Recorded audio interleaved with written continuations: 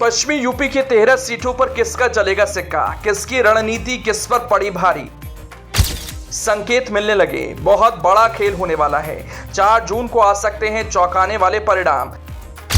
सबकी नजर इस बात पर होगी, क्या जयंत को साथ लाने से बीजेपी को मिला फायदा या फिर सपा की रणनीति को मिला बीजेपी के अपनों का साथ।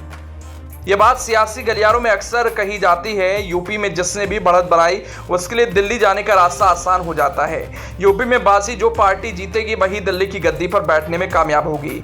इस बार उत्तर प्रदेश की चुनावी लड़ाई साल 2014 और साल 2019 की लोकसभा चुनावों के मुकाबले थोड़ी अलग है। बीते चुनावों के दौरान जिस तरह बीजेपी गठबंधन को पूर्वांचल में चुनौती का सामना करना पड़ा था, वैसा इस बार पश्चिमी यूपी में नजर आ रहा है। एक नजर पश्चिमी यूपी की सीटों और बीते चुनाव के दौरान वहां के नतीजों पर डालते हैं। 2019 के लोकसभा चुनावों में पश्चिमी यूपी के 27 सीटों में से बीजेपी ने 19 सीटें, समाजवादी पार्टी ने 4 सीट और बीएसपी को 4 सीट पर जीत मिली थी। जबकि 2014 के लोकसभा चुनाव में बीजेपी ने पश्चिमी यूपी की 24 सीटों पर जीत दर्ज की थी। वहीं सपा ने 3 सीटें जीती, जबकि बीएसपी को इस चुनाव में एक भी सीट नहीं मिली। वहीं कांग्रेस दोनों चुनावों में एक भी सीट नहीं जीत पाई। अब बीते 2 चुनावों के परिणामों पर गौर करें तो बीजेपी की साख फिर से दांव पर लगी है, जबकि कांग्रेस के पास खोने के लिए कुछ खास नहीं। अगर चुनावी विश्लेषकों की माने तो इस चुनाव में 27 में से पश्चिमी यूपी की 13 सीटों पर कड़ा मुकाबला है। 13 सीटों में सहारनपुर, कैराना, मुजफ्फरनगर, मेरठ, बिजनौर, नगीना, मुरादाबाद, अमरोहा, मैनपुरी, बदायूं, फिरोजाबाद, संभल और रामपुर हैं। इस बार बीजेपी के लिए दूसरी पार्टियों के साथ ही अपने नेताओं ने भी चुनौती खड़ी कर दी थी।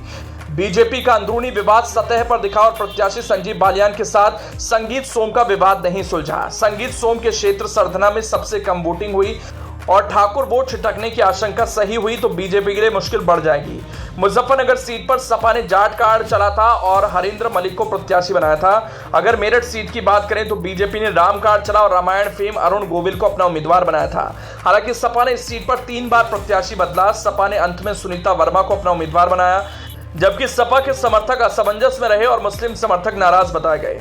अब अगर बीएसपी ने इस सीट पर वोट काटे तो उलटफेर संभव है। जबकि अगर सहारनपुर लोकसभा सीट की बात करें तो यहां कांग्रेस के उम्मीदवार इमरान मसूद और बीजेपी उम्मीदवार राघव लखनपाल के बीच टक्कर है। 40% से ज्यादा मुस्लिम आबादी वाली सीट पर 6 बार कांग्रेस जीत चुकी है, जबकि मुस्लिम बहुल इलाके में जबरदस्त वोटिंग हुई। ऐसा ही कुछ मुरादाबाद सीट का भी हाल है। मुरादाबाद सीट पर सपा से मुस्लिम वोटरों की नाराजगी पार्टी के लिए खतरा बन सकती है।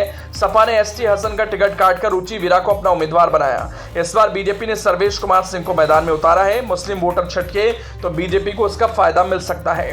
मुरादाबाद की तरह ही रामपुर सीट पर भी सपा के लिए एक चुनौती है। रामपुर में बीजेपी ने मौजूदा सांसद घनश्याम सिंह लोधी को फिर से उम्मीदवार बनाया, जबकि सपा ने मोहिबुल्लाह नदवी को उम्मीदवार बनाया था, जो आजम खान के करीबी नहीं है और इस सीट पर केवल 45% वोटिंग हुई थी। यहां आजम खान के समर्थक वोटर्स नाराज बताए जा रहे हैं। अगर कैडर वोट कम पड़ा तो सपा को मुश्किल हो सकती है।